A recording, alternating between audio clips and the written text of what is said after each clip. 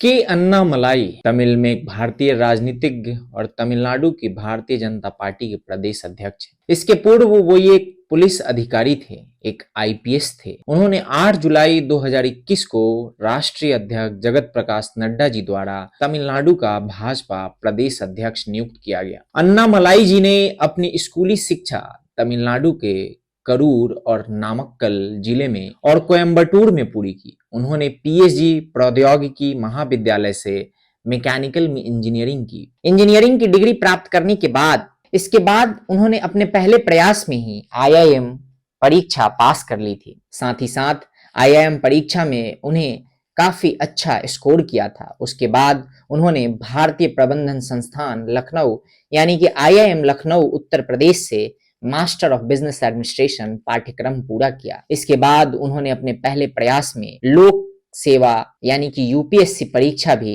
पास कर ली। दोस्तों 2011 में सर्वोच्च स्थान प्राप्त किया और यूपीएससी परीक्षा पास करने के बाद वो एक सिविल सर्वेंट बन गए यानी कि आईपीएस बन गए।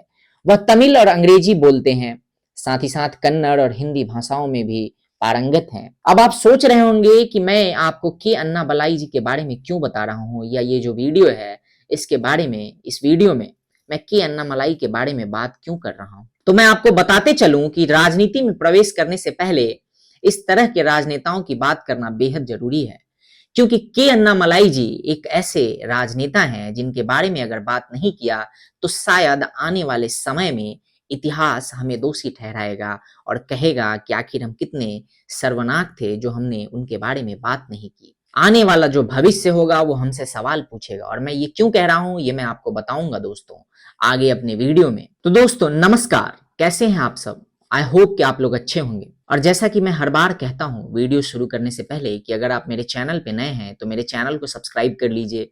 मेरे वीडियोस अगर आपको पसंद आ रहे हैं तो इसे लाइक कीजिए, ज्यादा से ज्यादा लोगों के साथ शेयर कीजिए, और आप कमेंट में अपनी राय भी बता सकते हैं। तमिलनाडु की राजधानी चेन्नई में एक यूनिवर्सिटी है जिसका नाम है अन्ना यूनिवर्सिटी। वह यूनिवर्सिटी इस समय सुर्खियों में है, और उसके पीछे का कारण है कि उस यूनिवर्सिटी में पढ़ने वाली एक 19 वर्षीय छात्रा के साथ कैंपस के अंदर ही कैंपस में बिरयानी बेचने वाले एक शख्स ने, जिसका नाम है ज्ञानशेखरन, उसने उस छात्रा के साथ दुष्कर्म किया और पुलिस ने उस आरोपी को गिरफ्तार कर लिया है। जांच पड़ताल हुई और उस आरोपी को अरेस्ट किया गया। इसके बाद तमिलनाडु में विपक्षी पार्टियों ने वहां के सरकार, पुलिस और इकोसिस्टम यानी कि व्यवस्था के खिलाफ प्रदर्शन शुरू कर दिया।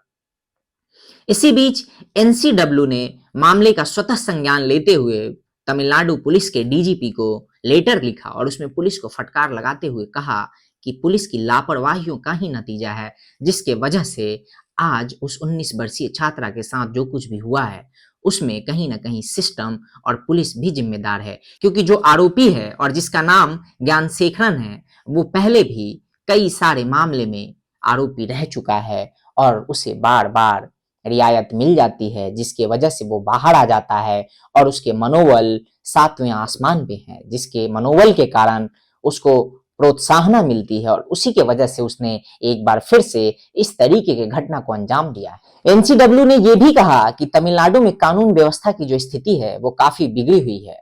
एनसीडब्ल्यू के अध्यक्ष विजया राहतकर ने तमिलनाडु के डीजीपी को पीड़िता का फ्री इलाज, उसकी सुरक्षा और आरोपी को सख्त सजा के लिए एफआईआर दर्ज करने को कहा और साथ ही साथ बीएनएस 2023 की धारा 71 को जोड़ने के लिए भी कहा। दोस्तों अन्ना यूनिवर्सिटी में यह घटना दरअसल तब हुई जब 19 वर्षीय छात्रा इंजीनियरिंग कॉलेज के कैंपस में रात 8 बजे अपने एक दोस्त के साथ बात कर रही थी। तभी वहां पे ज्ञानशेखरन आ जाता है और वो उनकी वीडियो बनाने लगता है। पहले तो वो उनकी वीडियो बनाता है, उसके बाद वो उस छात्रा के दोस्त को डरा धमका कर भगा देता है। उसके बाद वो उस छात्रा के साथ जोर जबरदस्ती करता है, उसके साथ दुष्कर्म करता है, उसको प्रताड़ित करता है और फिर छात्रा को नंबर देता है और धमकी देते हुए कहता है कि जब भी मैं फोन करूं तुम्हें आना होगा, मैं जहां बुलाऊं तुम्हें आना होगा। इस पूरी घटना के बाद छात्रा ने जैसे तैसे खुद को संभाला और 100 नंबर पे डायल करके छात्रा ने पुलिस को सारी जानकारी दी, जिसके बाद पुलिस ने मामले की गंभीरता को समझते हुए आनन फानन में एफआईआर दर्ज की और जांच में जुट गई। जांच में और सीसीटीवी फुटेज के माध्यम से ज्ञानशेखरन की पुष्टि हुई और ये पता लगा कि ज्ञानशेखरन ही वो अपराधी है या वो आरोपी है जिसने इस पूरी घटना को अंजाम दिया है, उसके बाद पुलिस ने ज्ञानशेखरन को हिरासत में ले लिया। हिरासत में लेने के बाद पुलिस इस पूरी घटना की जांच पड़ताल में जुटी हुई है। पुलिस को जांच में यह भी पता चला कि ज्ञानशेखरन आदतन अपराधी है, उसके खिलाफ पहले से ही 15 केस दर्ज हैं और उनमें से लूटपाट से लेकर रेप तक के केस हैं। इससे पहले भी वह रेप की घटनाओं को अंजाम दे चुका है। 2011 में उसने एक लड़की के साथ रेप किया था। पुलिस इस बात की भी जांच कर रही है। यह घटना और इस घटना से जुड़ा जो ये पूरा मामला है, इसने तूल पकड़ लिया है। और जब इस घटना ने तूल पकड़ा और यह घटना जब मीडिया के सामने आई, लोगों को पता चली, तो इसी संदर्भ में तमिलनाडु बीजेपी अध्यक्ष अन्नामलाई जी ने घटना पर दुख जताया और आरोपी पर कड़ी कार्रवाई की मांग की। उसके बाद अन्नामलाई जी ने प्रेस कॉन्फ्रेंस करके तमिलनाडु की कानून व्यवस्था और वहां की जो स्थिति है उसके बारे में संज्ञान लेते हुए कई सारे गंभीर आरोप तमिलनाडु के गवर्नमेंट पे लगाए, तमिलनाडु के पुलिस डिपार्टमेंट और वहां की व्यवस्था पे लगाए और खड़ा किए, जिसके बाद से तमिलनाडु की राजनीति में भूचाल आ गया और ये पूरा मामला मीडिया की सुर्खियों में आ गया। इसी मामले के संदर्भ में उन्होंने विरोध प्रदर्शन और धरना प्रदर्शन का आह्वान किया। का उपवास रखकर अर्धनग्न होकर अपने आवास के सामने खुद को कोड़े मारेंगे। के अन्नामलाई जी ने कोयम्बटूर में अपने आवास के बाहर खुद को कोड़े मारकर पुलिस और राज्य सरकार की उदासीनता पर विरोध दर्शाया है, विरोध दर्ज कराया है।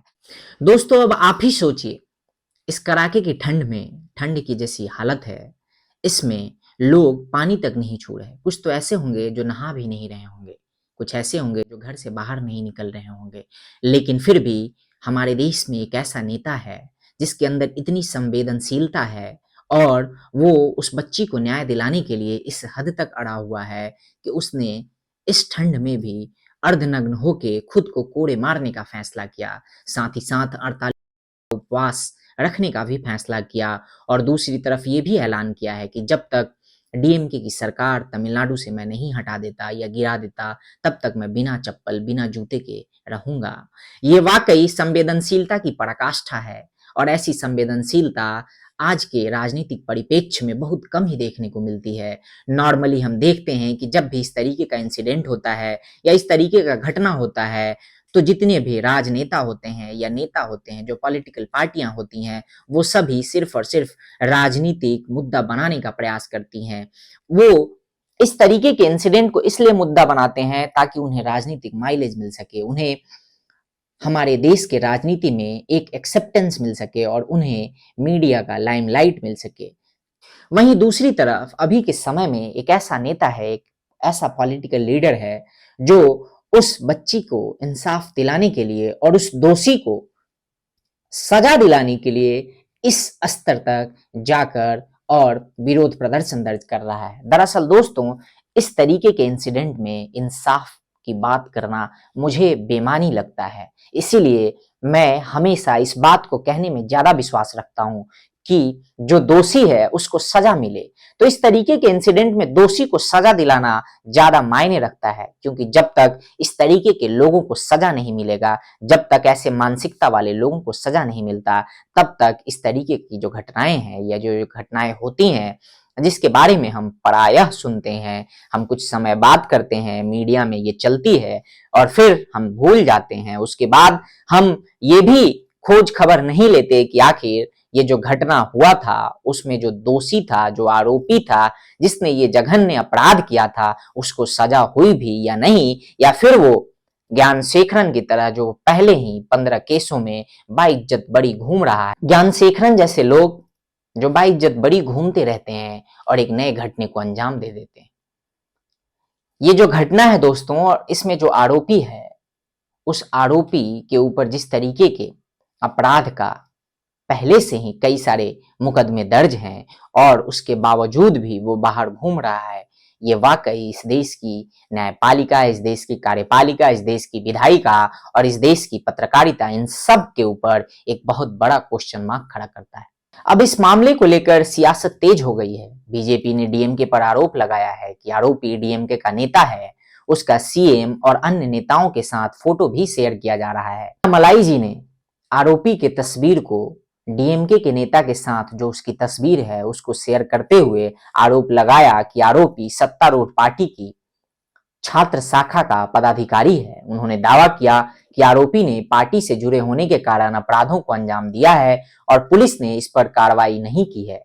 गुरुवार को बीजेपी अध्यक्ष के अन्नामलाई ने प्रेस कॉन्फ्रेंस कर राज्य सरकार को कानून व्यवस्था को लेकर जमकर घेरा और जमकर बरसे भी। उन्होंने राज्य सरकार और कानून व्यवस्था के बारे में बहुत कई सारे बातें की और कई सारे आरोप लगाए। उन्होंने प्रेस वार्ता के दौरान अपने जूते निकाल दिए और कहा कि जब तक राज्य से डीएमके की सरकार को उखाड़ नहीं फेंकता तब तक मैं बिना जूते चप्पल के ही घूमूंगा या रहूंगा। दोस्तों, इस पूरी घटना को लेकर राजनीति तेज हो गई है। एक तरफ भाजपा डीएमके की सरकार पे आरोप लगा रही है और आरोपी के फोटो को शेयर करके ये बोल रही है या ये दावा कर रही है, इस तरीके के आरोप को लगा रही है कि डीएमके के नेताओं का आरोपी के साथ उठना बैठना है, साठ-गांठ है। वहीं दूसरी तरफ डीएमके के नेताओं ने इन सारे आरोपों को खारिज करते हुए ये कहा है कि भाजपा सिर्फ और सिर्फ मनगढ़ंत बातें कर रही है और ये भी कहा है कि आरोपी के खिलाफ सख्त से सख्त कार्रवाई होगी और पुलिस आरोपी के खिलाफ कार्रवाई करेगी। दोस्तों, इस मामले में विरोध कर रहे एआईडीएमके के सीनियर नेताओं को पुलिस ने हिरासत में भी लिया है। भाजपा के सीनियर नेता और पूर्व राज्यपाल सुंदरराजन ने भी पुलिस की कार्रवाई की निंदा करते हुए कहा है कि यौन अपराध बढ़ रहे हैं और सरकार और पुलिस निष्क्रिय बनी हुई है। सुंदरराजन ने जोर देकर कहा कि उन्हें विरोध प्रदर्शन करने का अधिकार है और पुलिस उनके अधिकारों को कुचल नहीं सकती और सरकार को ऐसे मामलों पे या इस तरीके के मामलों पे सख्त से सख्त कदम उठाना चाहिए और पुलिस को भी ये पूरा ध्यान रखना चाहिए या इस तरीके के उपाय करने चाहिए, इस तरीके के कदम उठाने चाहिए जिससे कि इस तरीके के घटनाओं को रोका जा सके, खत्म किया जा सके। दोस्तों, तो देखते हैं कि आखिर इस पूरी घटना में क्या होता है और किस तरीके से चीजें बदलती हैं, किस तरीके से चीजें घटित होती हैं और आरोपी को सजा मिलती है या नहीं, या पहले की तरह वो एक बार फिर से बरी हो जाता है। इस सब के लिए इंतजार करना होगा। बाकी दोस्तों, जैसा भी होगा हम आपको अपडेट देते रहेंगे। मिलते हैं अगले वीडियो में। टिल देन, जय हिंद, जय भारत, नमस्कार।